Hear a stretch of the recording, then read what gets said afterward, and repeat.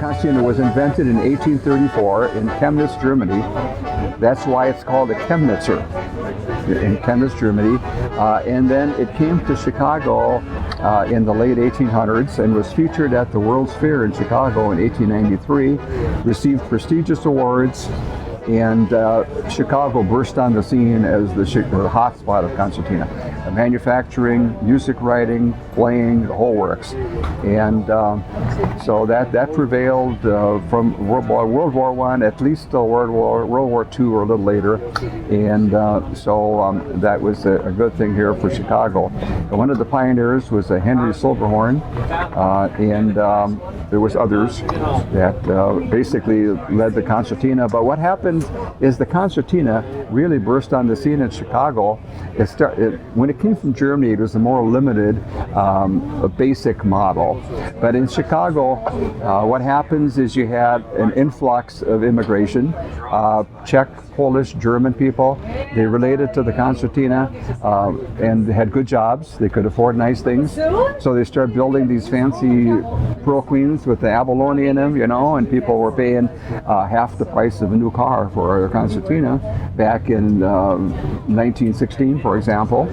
You could have bought a Model T for what, $600 or $700, and you paid $300 for one of these pearl queens. So that gives a little idea of the cost of the concertina at that period of time. This is called the doghouse polka. Doghouse, yeah.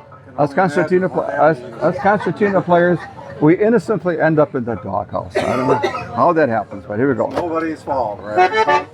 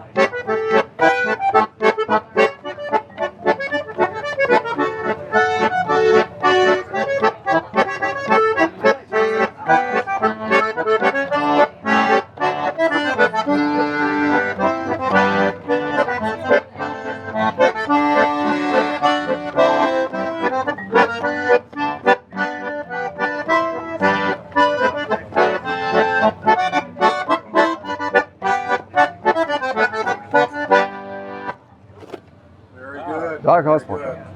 Hopefully I didn't end up in the doghouse because